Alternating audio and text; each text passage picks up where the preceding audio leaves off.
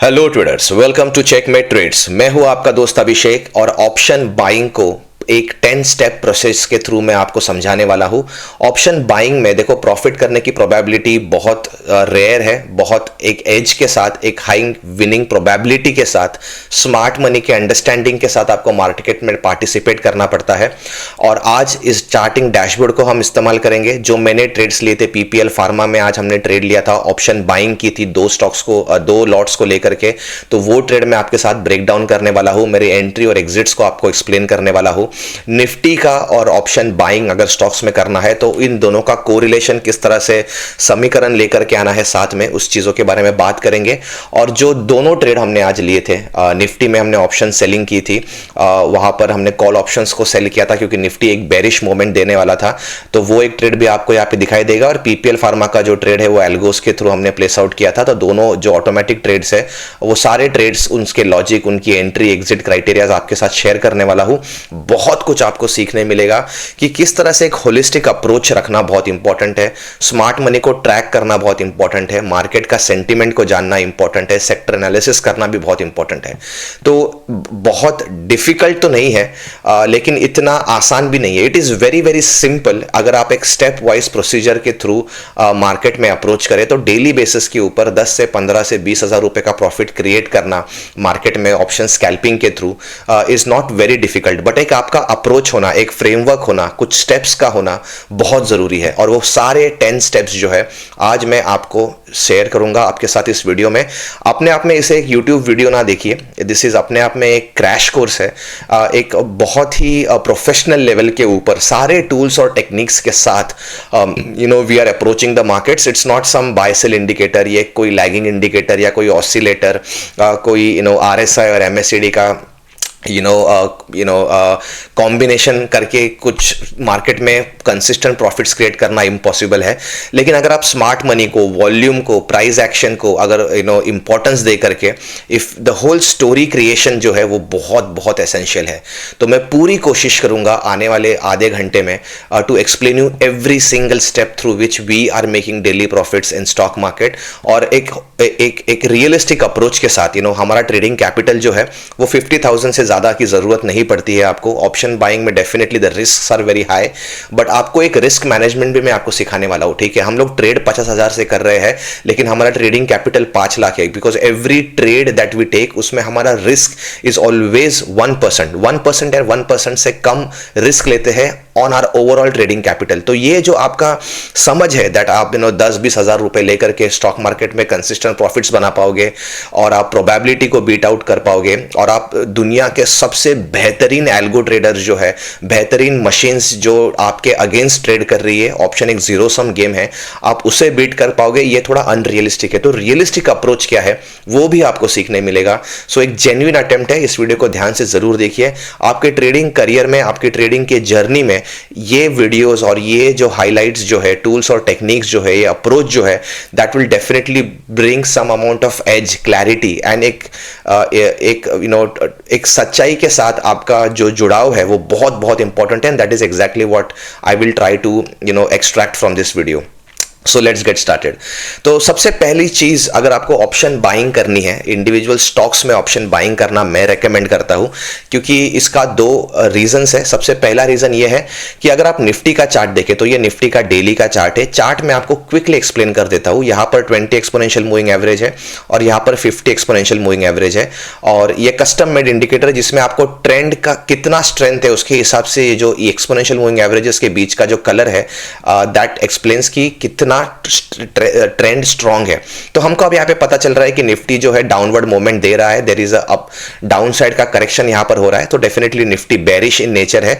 और ये चार्ट्स खत्म हो जाने के बाद, यूजुअली चार्ट्स बहुत आसान होते हैं रीड आउट करना या किसी को दिखाना कि देखो हमने कहा था सुबह 9:15 बजे कि Nifty is going to be bearish and that's how the charts have been created. लेकिन ये जो मार्केट बायस है, हम 9:15 से 9:30 बजे तक पहले 15 मिनट में व्हाट वी डू इज यहाँ पर फ्यूचर एंड ऑप्शंस के जितने भी स्टॉक्स है, एफएनओ के जितने भी स्टॉक्स है, उनको सारे के सारे स्टॉक्स को यहां पर हम स्कैन करते हैं and we try to understand कि मार्केट का सेंटिमेंट क्या है। तो मार्केट सेंटिमेंट मीटर में हमको पता चल चुका था कि बाइंग की तरफ there are definitely lot of stocks जिसमें बाइंग हो रही है। यू वुड सी कि यहां पर ऑलमोस्ट 45 स्टॉक्स जो है 250 में से उनमें बाइंग हो रही थी, लेकिन मैक्सिमम स्टॉक्स जो है आज सेलिंग के साइड पे स्मार्ट मनी जो है प्रॉफिट बुकिंग कर रहा था या फिर सेल साइड के ऊपर खड़ा था। ओपन इंटरेस्ट जो है सेलिंग साइड की तरफ बढ़ रहा था, इसलिए फ्यूचर एंड ऑप्शंस के मैक्सिमम स्टॉक्स जो है वो सेलिंग के साइड पे यहां पर लिस्टेड है। You would realise by the number of stocks. तो पहले 15 मिनट में हमको क्लैरिटी आ चुकी थी कि Nifty is going to be bearish. इसलिए अगर आप यहाँ पे ट्रेड्स में देखोगे तो हमने कुछ अपसाइड के कॉल्स को यहाँ पर सेल आउट किया है। मैंने स्ट्रैटेजी प्रीवियस वीडियो में आपको सिखाई थी कि सिर्फ मार्केट के स्टॉक्स में कितने स्टॉक्स में बाइंग हो रही है वर्सेस कितने स्टॉक्स में सेलिंग हो रही है, उसको पहले 15 मिनट में ऑब्जर्व करके आप निफ्टी के R3 लेवल के ऊपर कॉल ऑप्शन को सेल कर सकते हो। तो वही एग्जैक्टली हमने किया है। तो यहां पर देखिए निफ्टी आप देखोगे डाउन ट्रेंड में है। एक्सपोनेंशियल मूविंग एवरेजेस जो है दैट आर डाउन ट्रेंड में नीचे की तरफ बढ़ रहे हैं, नीचे की तरफ करेक्टिव मूव आ रहा है। एक्सपोनेंशियल मूविंग एवरेजेस जो है वो नीचे की तरफ फ्लेयर आउट है। 20 एक्सपोनेंशियल मूविंग एवरेज जो है वो 50 के नीचे लाइंड अप है। तो ये विजुअलाइजेशन के लिए बहुत आसान होता है कि निफ्टी अप ट्रेंड में है या निफ्टी डाउन ट्रेंड में है। एक लॉन्ग टर्म बेसिस के ऊपर मतलब पिछले 3-4 दिनों से डाउन ट्रेंड में है या पिछले 2-3 हफ्तों से डाउन ट्रेंड में है, that would can easily be understood just by looking at the exponential moving average. दूसरा रीजन मेरे हिसाब से निफ्टी डाउन ट्रेंड में है, उसका रीजन है सीपीआर का प्लेसमेंट। तो ये आज के दिन का सीपीआर, ये जो 3 लाइंस है ये एक डेली सीपीआर है, एक दिन का सीपीआर है, और ये प्रीवियस दिन का सीपीआर, ये डॉटेड लाइन आप देख रहे हो, ये 3 लाइंस ये प्रीवियस दिन का सीपीआर है। तो डाउन ट्रेंड का सबसे बड़ा कैरेक्टरिस्टिक्स ये है कि CPR will be descending in nature, यानी आज का सीपीआर जो है वो प्रीवियस डे के सीपीआर के नीचे प्लेस्ड आउट होगा, और ये एक टिपिकल बिहेवियर है, ये एक टिपिकल कैरेक्टरिस्टिक्स है ऑफ अ डाउन ट्रेंड कि सीपीआर जो है that will be descending in nature. तीसरा इंपॉर्टेंट रीजन है कि निफ्टी का जो सेल जोन है, तो मैं कैमरेला का यहाँ पर H3 का एक लेवल है ब्लैक कलर का, और ये है कैमरेला का H4 का लेवल, तो इसे मैं सेल जोन मानता हूँ। यूजुअली सेलिंग जो आती है वो इस सेल जोन के थ्रू मोटिवेट होती है, इस सेल जोन में इसका बर्थ होता है। यूजुअली सेल जोन्स में से मैक्सिमम पोजीशंस क्रिएट होते हैं। तो अगर ये डाउन ट्रेंड का भी अगर आप इनिशिएशन देखोगे कि डाउन ट्रेंड कहाँ से शुरू हुआ था, तो ऐसा कोई डाउन ट्रेंड नहीं होगा जो कैमरेला H3 H4 को रिटेस्ट किए बिना शुरू होता है। तो कैमरेला H3 H4 में से आप देखोगे कि एक बड़ी सी रेड कैंडल आपको ये दिखाई देगी 3 दिन पहले, और इस रेड कैंडल का बस फॉलोअप यहां पर हो रहा है इन द डाउनवर्ड डायरेक्शन। तो ये हमारे लिए क्या होगा, कैमरेला H3 और कैमरेला H4 जो है वो हमारे लिए एक सेल जोन है, और नीचे की तरफ जो है कैमरेला का L3 है और कैमरेला का L4 है, ये हमारे लिए बाय जोन है। तो बाइंग यूजुअली अगर आती है, कोई अप ट्रेंड अगर किसी का बर्थ होना होता है, जैसे कि एक अप ट्रेंड है राइट, तो इस अप ट्रेंड के अगर इनिशिएशन पे चले जाए, इस अप ट्रेंड का बर्थ अगर हमको मालूम करना है कि बाबा ये जो पिछला 10 दिनों में जो अप ट्रेंड क्रिएट किया था निफ्टी ने, तो वो कहां पे इनिशिएट हुआ था, तो यू वुड रियलाइज बड़े आसानी से कि यहां पर एक कंसोलिडेशन हुआ, और ये कंसोलिडेशन कहां पे हुआ, कैमरेला के L3 और कैमरेला के L4 के बाय जोन में हुआ। तो ये हमारे लिए क्या हुआ, बाय जोन हुआ। ये हमारे लिए क्या हुआ, डिमांड जोन हुआ। यहां पर से डिमांड हाई है, यहां पर स्मार्ट मनी के लिए प्राइस सस्ता है, स्टॉक सस्ता है, स्टॉप लॉस अफोर्डेबल है, एंड यूजुअली सारे अप ट्रेंड जो है वो बाय जोन से इनिशिएट होते हैं, सारे डाउन ट्रेंड्स जो है वो इस सेल जोन से इनिशिएट होते हैं राइट। डेली बेसिस के ऊपर, वीकली बेसिस के ऊपर, मंथली कैमरेला पिवोट लगा लीजिए, मंथली सीपीआर लगा लीजिए, ये एक नेवर चेंजिंग प्राइस प्रिंसिपल है, ये मार्केट का कैरेक्टरिस्टिक्स है, ये हमारे अजम्पशंस है कि मार्केट हमेशा यही करेगा, और ये अजम्पशंस जो है उसकी एक अपनी विनिंग प्रोबेबिलिटी है और एक लूजिंग प्रोबेबिलिटी है, but usually the winning probability जो है या फिर इस रिपीटेटिवनेस जो है इसका, या फिर इसका रिप्रोड्यूसिबिलिटी का अगर रेट निकाले तो आप हमेशा एक विनिंग साइड के ऊपर रहोगे, और छोटी छोटी चीजों को लेकर के हम एज को क्रिएट करेंगे। 5% एज सीपीआर क्रिएट करेगा, एडिशनल 5% का कंफर्मेशन कैमरेला का बाय जोन या सेल जोन हमें देगा, उसके ऊपर एडिशनल 5% का एज है वो हमें एक्सपोनेंशियल मूविंग एवरेजेस देगा,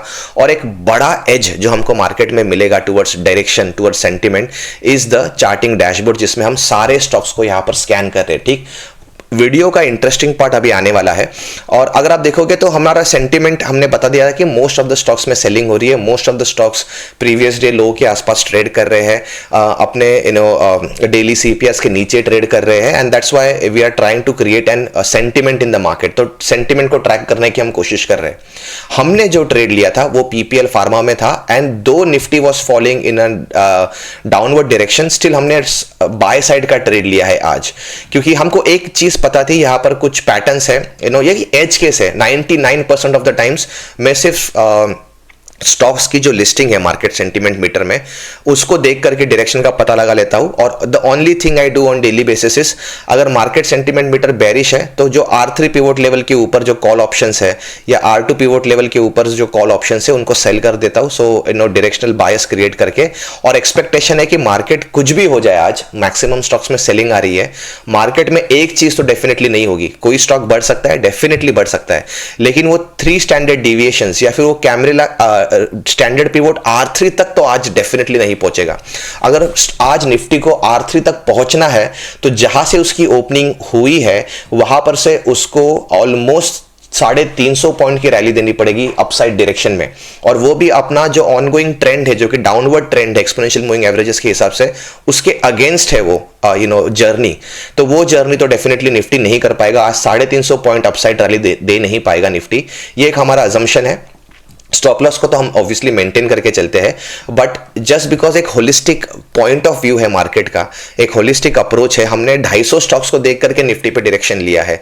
250 स्टॉक्स के ऊपर जो डेली परफॉर्मेंस है, जो वॉल्यूम का बिल्टअप है, उन 250 स्टॉक्स का 20 डेज का जो प्राइस एक्शन है, 20 डेज तक का जो उसका एक्सपोनेंशियल मूविंग एवरेजेस का ट्रेंड है, मोमेंटम है, स्पीड है, वेलोसिटी है, वॉल्यूम्स है, उनको देख करके वी क्रिएट अ बायस। ठीक है, वो बायस मैक्सिमम टाइम्स सही होता है as per my back testing and as per my research, लेकिन अगर वो गलत भी हो जाता है then still you have your stop losses that you put in the place. और जो रिस्क मैनेजमेंट का सेक्शन होगा इस वीडियो में, उसमें मैं आपको सिखा दूंगा कि किस तरह से you just risk 1% of your overall capital, and by that the probability जो है लॉन्गर टर्म पीरियड के ऊपर हमेशा आपके फेवर में रहेगी। It's a game of probability, right. तो आपको बेट ही करना है, बट बेट करना है with a reason, with a logic, और वो लॉजिक जो है वही समझाने की कोशिश में कर रहा हूं in all the videos that I M uploading on this YouTube channel. तो YouTube चैनल को सब्सक्राइब करना बिल्कुल भी मत भूलिएगा। जो पहला YouTube चैनल था हमारा कुछ महीने पहले, that was shut down for some strange reason. I have lost 300+ videos and 7000+ subscribers जो थे वहां पर। तो प्लीज YouTube चैनल को सब्सक्राइब कीजिए and show your support and love.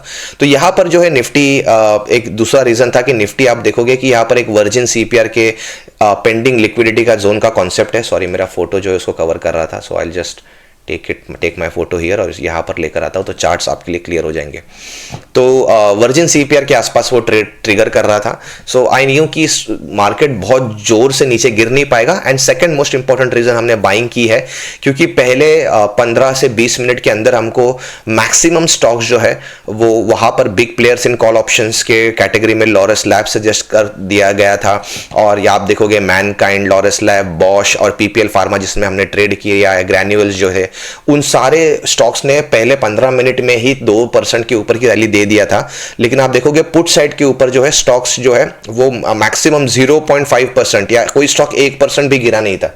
तो डेफिनेटली मुझे लग रहा था कि एक रिवर्सल डेफिनेटली आएगा मार्केट में, क्योंकि मैक्सिमम स्टॉक्स जो है they were giving a massive rally. मतलब परसेंटेज गेन के हिसाब से अगर आप देखोगे तो यहाँ पर एक पॉइंटर आपको दिखाई देगा 4.26, यहाँ पर 4.58, यहाँ पर 4.26। That is the percentage gain that the stocks are showing. Real time में ये सारी चीजें अपडेट होती है यहाँ पर, और स्टॉक्स जो यहाँ पर रेकमेंड होते हैं एक बार तो यहाँ से गायब नहीं होती है। सो अभी मार्केट अभी खत्म हो चुका है and still you could see the stocks are visible to me, क्योंकि ये स्टॉक्स पकड़ के रखता है डैशबोर्ड, क्योंकि जो कंडीशंस है वो एवरी 5 मिनट के कैंडल के ऊपर लिखा हुआ है। तो एक दिन में जितने 250, 300, 5 मिनट की कैंडल्स बनती है उन सारों के ऊपर हम लोग ने कंडीशंस को लिखा हुआ है, सो दैट द स्टॉक जो यहाँ पर रेकमेंड हो जाए that doesn't disappear after the market is ended.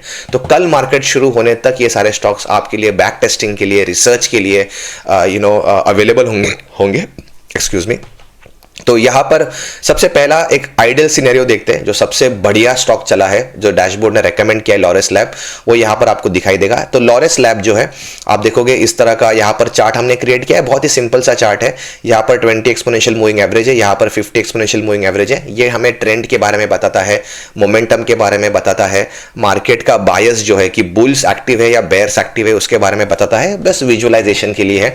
EMS के बेसिस के ऊपर हम कोई ट्रेड नहीं ले रहे हैं, मतलब हमारा एंट्री ईएमए के ऊपर बेस्ड आउट नहीं है, हमारी एंट्री बेस्ड है on a smart money concept. मैंने आपको हजारों बार समझाया है कि लॉरेस लैब हो सकता है कि आज असेंडिंग सीपीआर है, हो सकता है लॉरेस लैब का जो डेली सीपीआर है, चलिए चलकर देखते हैं लॉरेस लैब का डेली का चार्ट।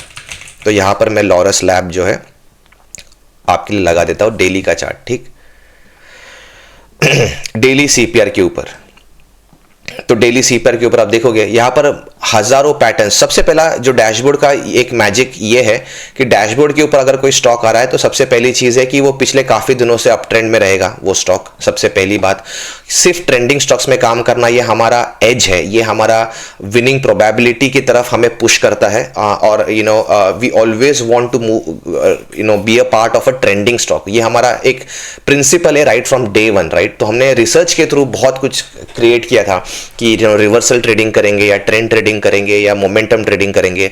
तो तीनों चीजों को बहुत गहराई से देखने के बाद, हजारों लाखों चार्ट्स का एनालिसिस करने के बाद वी हैव रियलाइज्ड कि किसी भी स्टॉक में अगर आप काम करें, अगर उसमें ऑन गोइंग एक एग्जिस्टिंग ट्रेंड और मोमेंटम और एक डायरेक्शन, एक बायस, एक इम्बैलेंस नहीं है, तो आप कभी भी उसमें पैसा नहीं बना पाओगे एंड आपकी रिस्क जो है वो बढ़ती जाएगी। तो लॉरेस लैब में ऑन गोइंग ट्रेंड है और ये सारे मल्टी टाइम फ्रेम एनालिसिस के ऊपर स्टॉक्स स्कैन होते हैं दिन रोज, और जब सारी कंडीशंस अराउंड 32 कंडीशंस है, जब वो सारी 32 कंडीशंस मेट होती है तब कोई स्टॉक जो है वो यहाँ पर या फिर यहाँ पर आपको रेकमेंड होता है, ठीक। तो हमने लॉरेस लैब को नहीं पिक किया था क्योंकि काफी रैली मिस आउट हो चुकी थी बाय द टाइम ये स्टॉक तक मैं पहुंचा, मतलब डैशबोर्ड के ऊपर सही समय पर आ चुका था, but by the time I open the panel already R2 R3 का लेवल जो है वो अचीव हो चुका था। यूजुअली R3 के आसपास हम हमारे प्रॉफिट्स को बुक करते, तो मुझे लगा रैली मिस आउट हो चुकी है मेरे से, इसलिए मैंने लॉरेस लैब को आज साइडलाइन करके पीपीएल फार्मा में मुझे काफी अर्ली एंट्री मिली, तो मैंने ये पीपीएल फार्मा का चार्ट है आपके सामने। तो मैंने पीपीएल फार्मा में R1 पिवोट लेवल के आसपास ट्रेड को एंट्री किया और मैंने अराउंड R3 और R4 के बीच में जो है वहां पर मैंने अपने टारगेट्स को रखा और बेसिक एकदम एक लॉट के ऊपर जो है हमने अराउंड 10,000 रुपीज का प्रॉफिट बुक किया है। तो लॉरेस लैब जो है that is an exceptional performance उसने दिया है, 4.5% की रैली यहां पर मिली है। अगर ऑप्शन बाइंग आपको करनी है और अगर आप ऑप्शन बाइंग निफ्टी में और बैंक निफ्टी में कर रहे हो तो वहां पर जो है मैनिपुलेशंस एंड ऑप्शन का जो थीटा लॉस हो रहा है उसकी वजह से ऑप्शन बायर्स के लिए ऑलमोस्ट इम्पॉसिबल हो चुका है। And all the pro traders that I am a part of lot of clubs, तो वहाँ पर तो मतलब जिस तरह का मशीन्स ऑपरेट कर रहे हैं इंटरनेशनल लेवल के ऊपर और जिस तरह से रिटेल ट्रेडर्स का पैसा इंडिया से बाहर जाकर उनके बैंक अकाउंट्स में जा रहा है यूरोप यूएस में, that is really concerning and that's one of the reasons कि एनएसए भी चाहता है कि हमारे इंडियन रिटेल ट्रेडर्स जो है इंडाइसिस में अनएजुकेशन को लेकर के या फिर सट्टे की तरह या फिर एक लॉटरी टिकट की तरह उसे ट्रीट ना करे, क्योंकि most of the Indian retailers are losing money.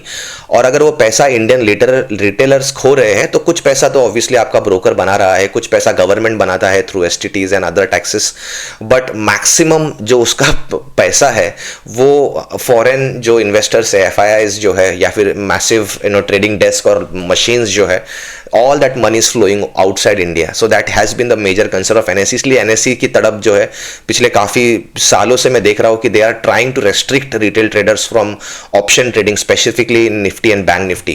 और ये शिफ्ट अभी हो भी रहा है, मुझे लगता है इंडियन रिटेलर्स जो है they are more interested in gold and commodities and maybe forex and crypto markets, क्योंकि एटलीस्ट वहाँ पे तीटा डीके तो नहीं है, एटलीस्ट जो डायरेक्शन में जितना मूवमेंट होगा उतना तो रिटर्न आपको मिलेगा। लेकिन निफ्टी बैंक निफ्टी में में भैया आपके डायरेक्शन में मार्केट चल रहा हो तो कभी कभी आदमी फ्रस्ट्रेट हो जाए कि अगर उसका अंडरलाइंग ऑप्शंस में जो है उतना मूवमेंट जब आता नहीं है तब।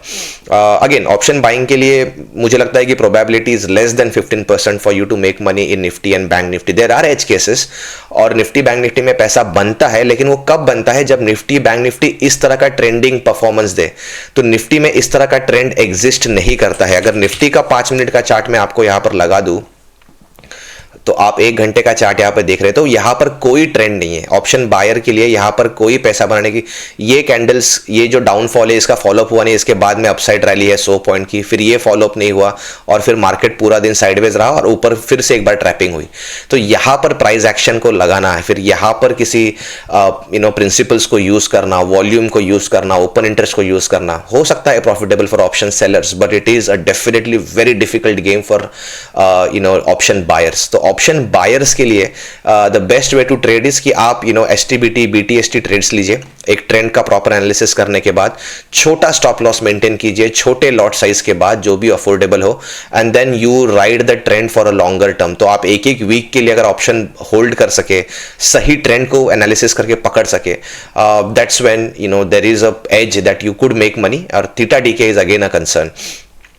though you have understood the trend right, you have got the direction right, तो भी बहुत डिफिकल्ट है। लेकिन ये जो ट्रेंड्स है, जैसे कि अभी पीपीएल फार्मा है, लॉरस लैब है, या फिर इस डैशबोर्ड के ऊपर आप मैनकाइंड को देख लीजिए, बॉश लिमिटेड को देख लीजिए, ग्रैन्यूल्स को देख लीजिए, ऑयल को देख लीजिए, ये सारे जो स्टॉक्स है उन्होंने एक्सेप्शनल ब्रेकआउट दिया है। ये मैनकाइंड का चार्ट मैंने अभी आपके सामने लगाया हुआ है, ये 9:15 की कैंडल है 5 मिनट की अगर आप देखोगे, और ये पूरा दिन जो है मार्केट ट्रेंडिंग रहा। This is the kind of trend we need to enter as an option buyer.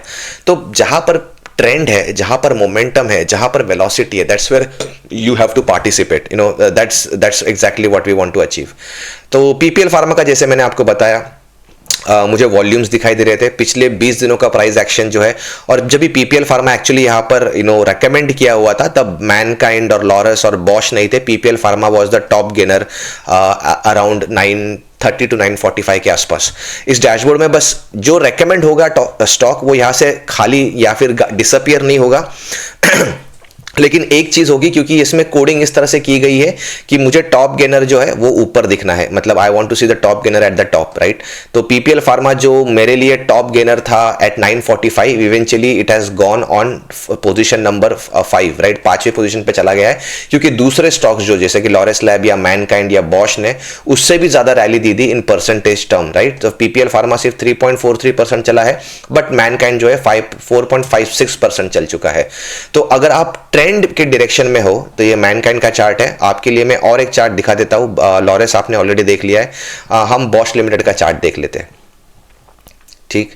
तो ये जो ट्रेंड है आपको इस तरह का, ये बॉश लिमिटेड का चार्ट है, राइट, BOSCH बॉश लिमिटेड, और ये जो ट्रेंड है आपको निफ्टी में ऐसा एक दिन, निफ्टी में लिटरली 20-22 दिन की ट्रेडिंग होती है, उसमें एक आध ऐसा दिन होता है जिसमें इस तरह का ट्रेंड जो है निफ्टी में पूरा दिन आपको मिलेगा, राइट। तो निफ्टी इज ट्रेडेबल वंस और ट्वाइस अ मंथ। अगर आप ट्रेंड ट्रेडर हो, हाई मोमेंटम ट्रेडर हो, वेलोसिटी को समझते हो, स्पीड को समझते हो, मार्केट के इम्बैलेंस को समझते हो, तो इंडाइसेस जो है वो ट्रेडिंग एसेट से ज्यादा एक्चुअली इट इज एक अंडरलाइंग एसेट है। मतलब निफ्टी के 50 स्टॉक्स में जितनी बाइंग या सेलिंग होती है उसके हिसाब से इंडाइसेस मूव करता है, उसका spot chart at least, but that is exactly what I want to say.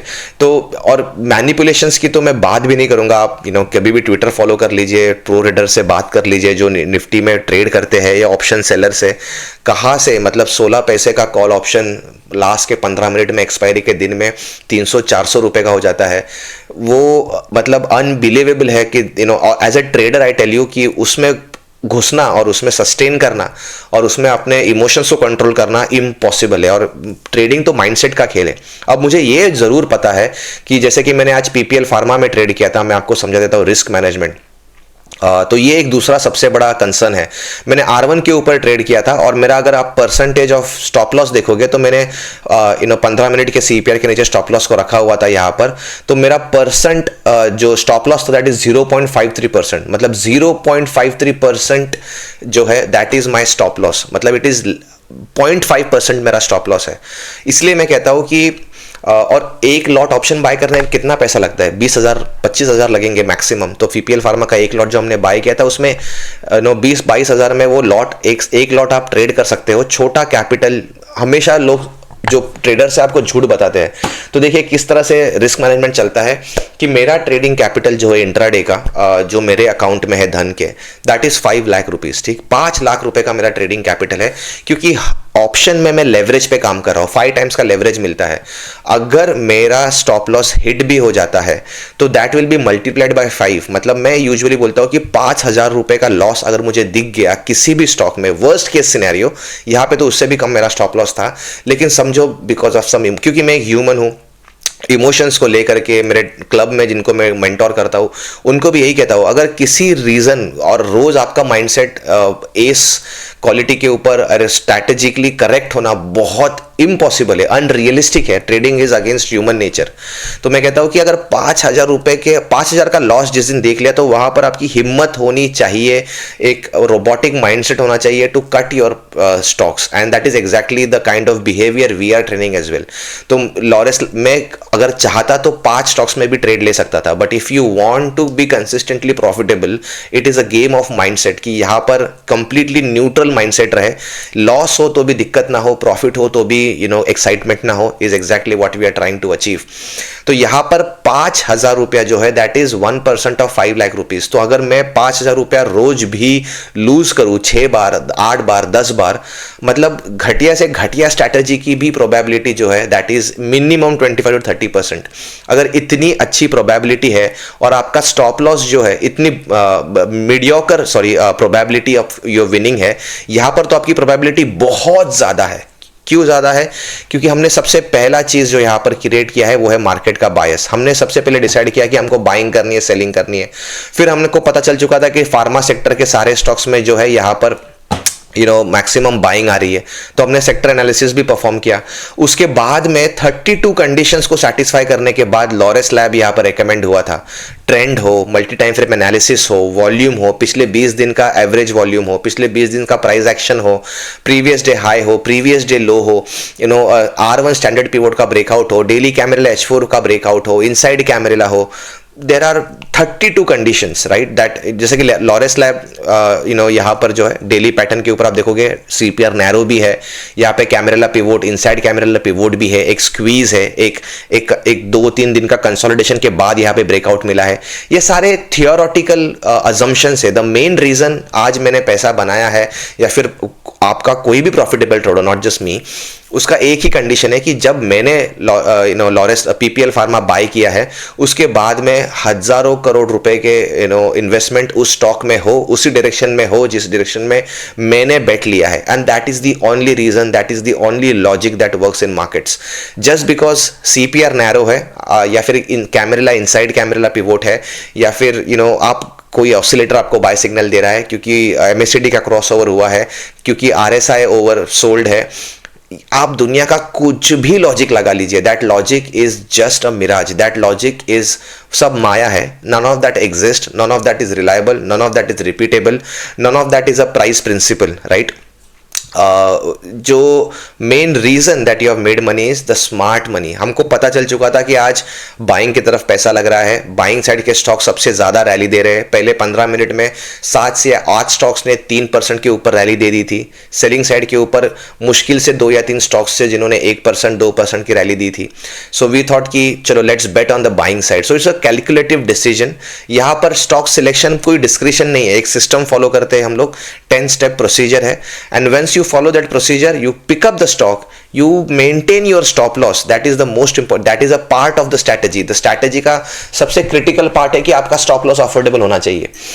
तो और जो लोग देखिए वही रिस्क मैनेजमेंट की बात मैं कर रहा था, again I got diverted, and that was कि आप पीपीएल फार्मा को यहाँ पर नोटिस करोगे, जैसे कि मैंने कहा कि मेरा स्टॉप लॉस बहुत कम था। The maximum money I would have lost is 1800 या 1900 रुपए के आसपास का मेरा आज स्टॉप लॉस था। तो I am very okay with that stop loss, क्योंकि ट्रेडिंग कैपिटल का that is less than 1%। The whole idea is about that, right. आपको 1% जो है ओवरऑल कैपिटल का आपका स्टॉप लॉस होना चाहिए पर ट्रेड। अगर मैंने आज 3 स्टॉक्स भी बाय किए होते और 3 स्टॉक्स की अगर स्टॉप लॉस मेरा 5000 है तो 5000 मतलब 15,000 was at stake. The money I could lose is 15,000 rupees, तब आपका ट्रेडिंग कैपिटल 15 लाख होना चाहिए। And this is exactly what most of the YouTubers और द लोग जो कोर्स लेते हैं वो आपको बताते नहीं है कि आपका ट्रेडिंग कैपिटल का इंट्राडे में काम करना है, ऑप्शन बाइंग करनी है, ऑप्शंस में लेवरेज को यूज करना है। Everything is against you, everything is super high risk. उसमें एक चीज, एक सर्टेनिटी आप मेंटेन कर सकते हैं, एक चीज आपके फेवर में रख सकते हैं, पीस ऑफ माइंड रख सकते हैं, इमोशंस पे कंट्रोल रख सकते हैं, and that is your risk management. वो सबसे पहली चीज है। उस रिस्क मैनेजमेंट को समझने के बाद कुछ सालों बाद वी हैव रियलाइज्ड कि इस तरह का डैशबोर्ड होना चाहिए, इस तरह का प्रोसेस होना चाहिए, इस तरह का फ्रेमवर्क होना चाहिए। हम इस तरह से इतनी सारी कंडीशंस को ऐड करके स्टॉक्स को शॉर्टलिस्ट करेंगे। But the whole reason that consistently profitable journey का एक रीजन है, and that is risk management.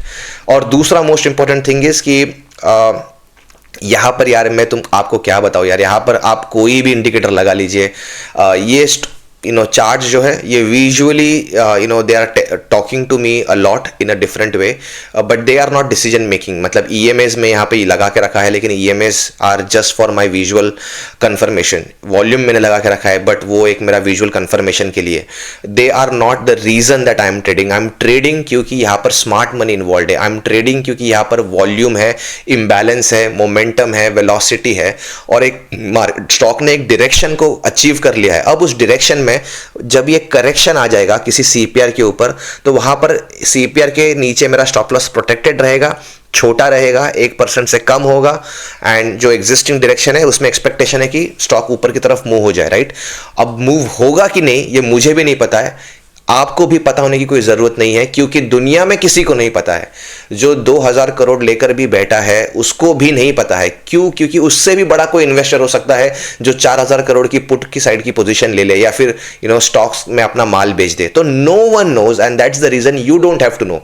तो ये जो प्रेशर है, ये जो एक सर्टेनिटी जो ट्रेडर ढूंढ रहा है स्टॉक मार्केट में, वो भाई साहब एग्जिस्ट ही नहीं करती है। वो सर्टेनिटी कभी आपको शायद मिलेगी ही नहीं। So don't strive for it, no one knows, and that's why you don't have to know. All you have to do is कि आप एक फ्रेमवर्क बनाइए, एक पेज लीजिए, पेपर लीजिए, उस पेपर के ऊपर ये 10 स्टेप्स को आपको लिखना है। वो स्टेप्स बहुत आसान है। स्टेप नंबर 1 इज कि मार्केट के सेंटीमेंट को समझिए। मार्केट का सेंटीमेंट में अगर आज बाइंग हो रही है तो आपको सिर्फ बाइंग की तरफ के स्टॉक्स के लिए वेट करना है, और डैशबोर्ड के सिर्फ लेफ्ट साइड के हिस्से के ऊपर फोकस करना है।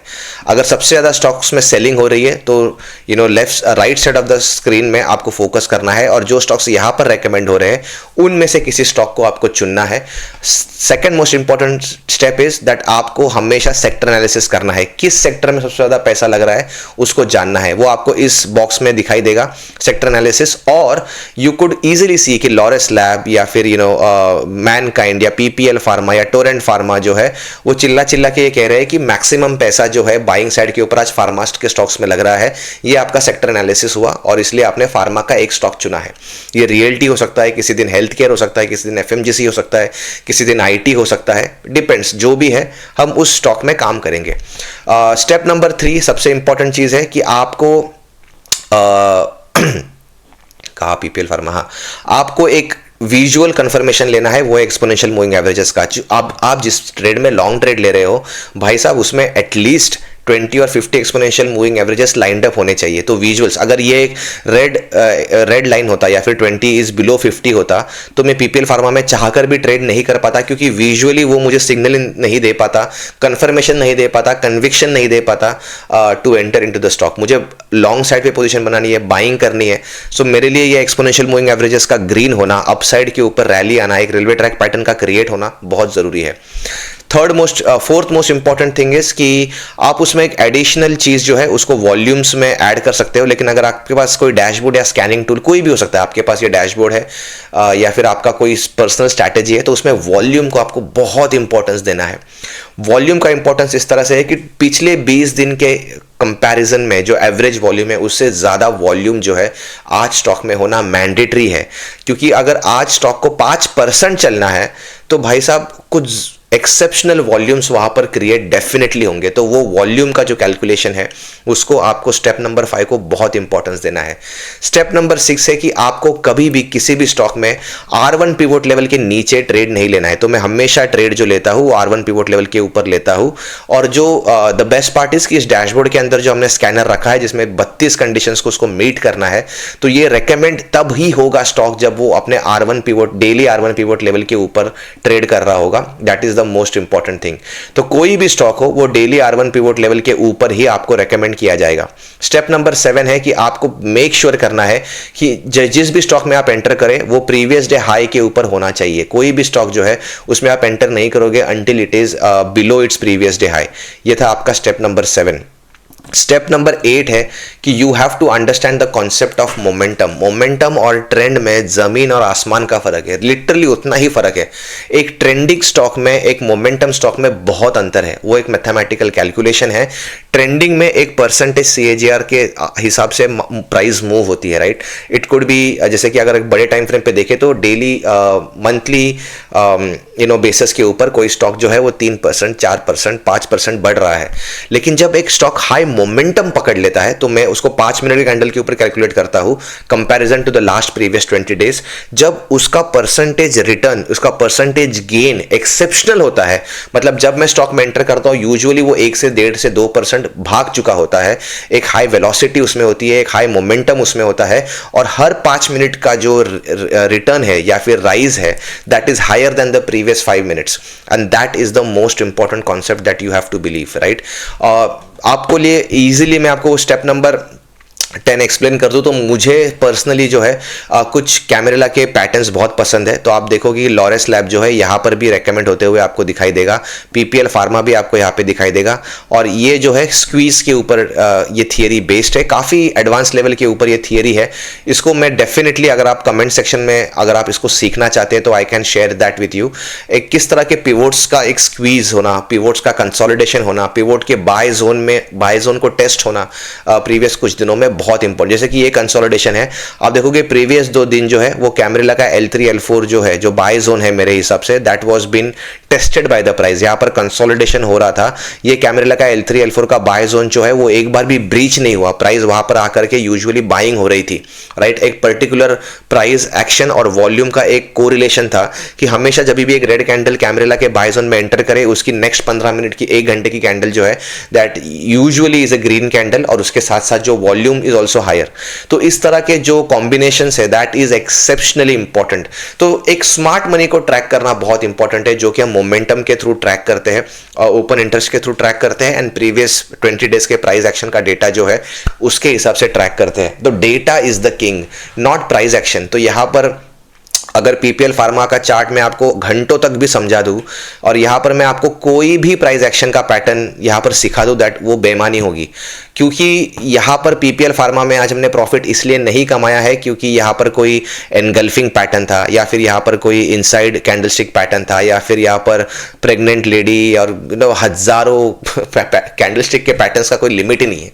उस पर हजारों किताबें लिखी जा सकती है, उसे 40 घंटों तक, दिनों तक आपको सिखाया जा सकता है, because all of that is theoretical, all of that is non existent, वो एग्जिस्ट ही नहीं करता है मार्केट में। बट आपको candlestick pattern is nothing but data, it is nothing but a trading emotion. जिस तरह से लोग उसमें ट्रेड कर रहे हैं वो डेटा आपको वहां पे दिखाई दे रहा है। डेटा में पैटर्न नहीं ढूंढना है आपको, डेटा को जिस तरह से वो अवेलेबल है उस तरह से उसको लेना है, और उसको कंपैरिजन करना बहुत, असेसमेंट बहुत जरूरी है। तो सैम्पलिंग, डेटा एनालिसिस जो है, जो लोग उस सेक्टर में, उस फील्ड में काम करते हैं शायद वो मेरी बातें समझ पाएंगे, बट डेटा का सैम्पलिंग करके उसको कंपैरेटिवली देखना है as from the previous data से आज के डेटा में क्या अलग है, उसको जानना बहुत इंपॉर्टेंट है, rather than finding some weird pattern that doesn't exist। तो उसमें नहीं मत जाइए। ओपन इंटरेस्ट का डेटा हो, वॉल्यूम का डेटा हो, प्राइस एक्शन का डेटा जो है वो बहुत क्रिटिकल है for you to shortlist the stock. यही है आज का, मतलब सबसे नीचे का स्टॉक जो रेकमेंड हुआ है वो हिंद जिंक है। तो अब मैं आपको दिखा देता हूँ डैशबोर्ड के ऊपर, ये आपको दिखाई दिया कि नहीं दिखाई दिया। तो डैशबोर्ड में ये जो स्टॉक जो है हिंद जिंक, ये इतने ही स्टॉक्स रेकमेंड हुए थे आज बाय करने के लिए। तो ऐसा नहीं है कि हमने टॉप स्टॉक्स लिए, मैं एक नीचे का हिंद जिंक का चार्ट भी आपको दिखा देता हूँ। तो ये हिंद हिंद जिंक का चार्ट है आपके सामने, हिंदुस्तान जिंक का। और यहाँ पर भी अगर आप देखोगे तो it is not as glorified as PPL pharma या लॉरेस लैब या फिर बॉश या फिर मैनकाइंड जितना अमेजिंग रैली इसमें डेफिनेटली नहीं है। लेकिन अगर आप इसमें भी अगर आप ट्रेड करते, मतलब R1 की यहाँ पर एंट्री करते और R2 का टारगेट अचीव हो जाता, या R2 और R3 के बीच का टारगेट मुश्किल से अचीव हो पाता, तो it is easy and important that you rely on smart money concepts rather than wasting your time on any lagging indicator। कोई भी RSI MACD कभी भी आपको प्रॉफिटेबल नहीं बना सकता है, and that is exactly what I wanted to share with you. Nifty की स्ट्रैटेजी मैंने आपको ऑलरेडी सिखाई है। R3 पिवोट ले लीजिए मार्केट सेंटीमेंट मीटर के ऊपर। आज मार्केट बेरिश है तो R3 का कॉल ऑप्शन बेच दीजिए, आज अगर मार्केट बुलिश है तो S3 का कॉल ऑप्शन बेच दीजिए। और ये एक पैसिव इनकम है, इस पर काफ़ी रिसर्च चल रहा है। We are trying to get the sentiment right, उसको एक हाई एक्यूरेसी तक अचीव करना is exactly what we are trying to do, and we will get there. So it is an ongoing research. Dashboards जो है life time के लिए update करते रहना, इनको एक्यूरेसी मेंटेन करना is my responsibility, is my commitment to the club members. और मैं उसमें हम रोज़ काम करता हूँ, रोज़। So there is nothing new for me to do over here. Swing trading के कुछ स्टॉक्स मुझे डिस्कस करने थे, लेकिन यूजुअली हम जितनी बातें करते हैं 30-40 मिनट वैसे ही हो जाते हैं। तो चलिए कोई बात नहीं, कल हम मिलते हैं और कल हम स्विंग ट्रेडिंग को फोकस करके we will talk about swing trading stocks.